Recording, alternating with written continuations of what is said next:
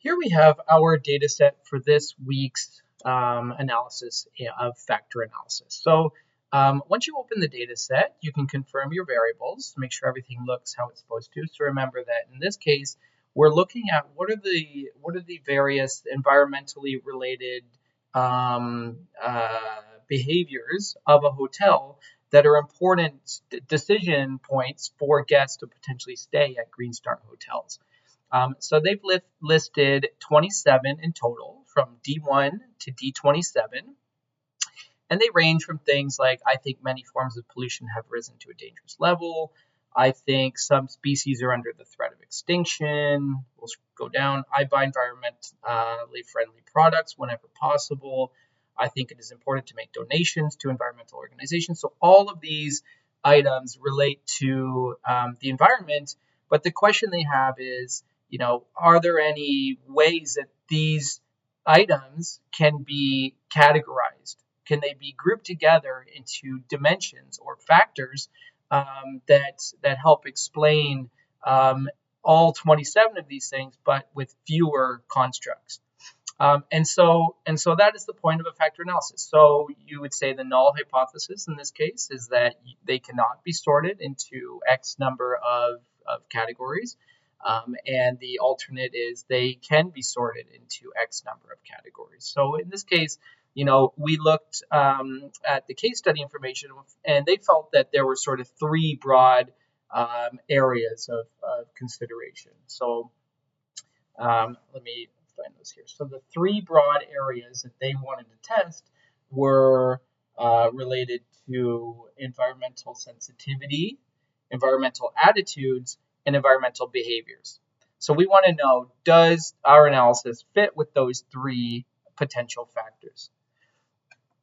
Okay, so the data was collected, as I mentioned, from this university's Faculty of Tourism students, and we have 323 total responses here. So we have D1 through D27. They've also collected some demographic and psychographic information here.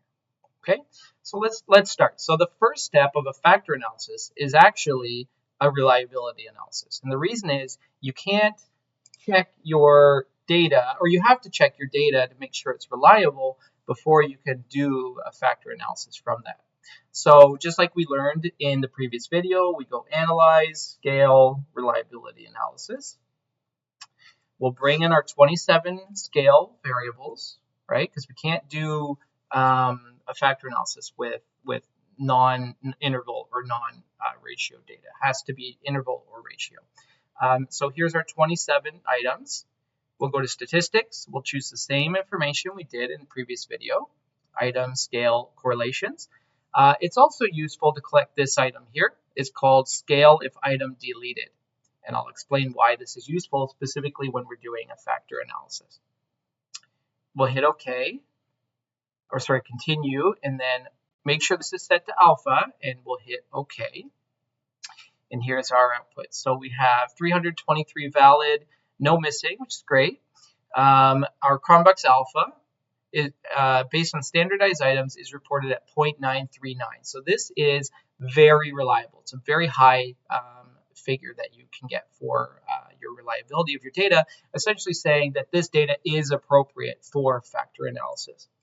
The item statistics give you the means, standard deviations, and the population size for each question that was responded to. The inter-item correlation matrix also shows the correlations between the items, right? And down here we have the inter-item total statistics. So this is why it was good to include the means or the scale mean if the item was deleted, is you can compare it to the scale mean that is reported in this table, in this table right here. Right? So we can look at the mean of, I think many forms of pollution have risen to a dangerous level, 4.2322. And then down here, that would change. We have to divide this out by the number of respondents, but they have 96.7059. So that's the scales mean if that item were deleted.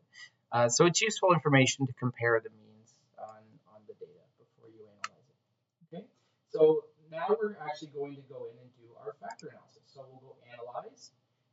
in SPSS, they call it dimension reduction, right? It's the same thing as a factor analysis. We're taking a bunch of dimensions and reducing them into several factors.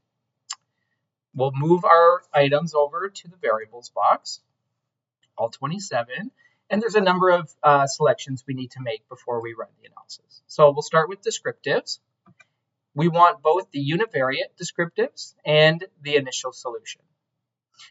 We also want this down here. It's the KMO and Bartlett's test of sphericity.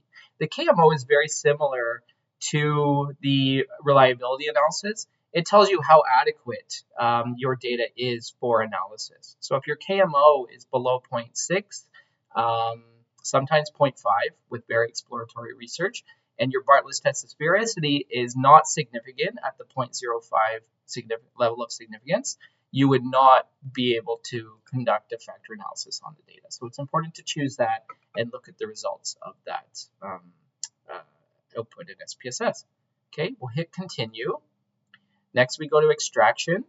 We're going to use a principal components analysis, as we learned in lecture. And we also want to display the scree plot. You may recall the scree plot is a nice visual representation of the eigenvalues and how to determine the number of factors based on the visual output of the scree. Okay, we want to base our decision of how many factors are selected by choosing this option here. We want it to be based on an eigenvalues greater than 1. Okay, if, for example, we didn't want to set this as a requirement, instead we wanted to force SPSS to come up with, say, 3 factors. Instead of this option, we would select here, fixed number of factors, and factors to extract, we would choose 3.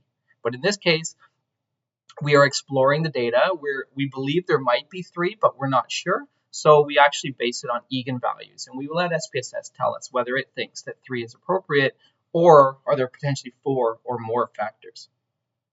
Okay, we'll hit continue. For rotation, we are going to use Varimax rotation, which is the most commonly used one in social sciences, making sure we keep all the other options the same, and hit continue. And then scores is the same, no changes here. And finally, options. In this case, we'll exclude cases listwise because we don't have any missing values anyways.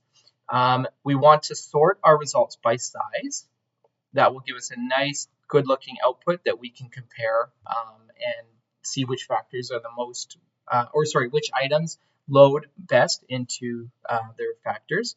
And then we'll also suppress small coefficients. So anything below a factor loading of 0.5, we don't want to keep that because that's essentially saying that all of, that item doesn't significantly factor into any of our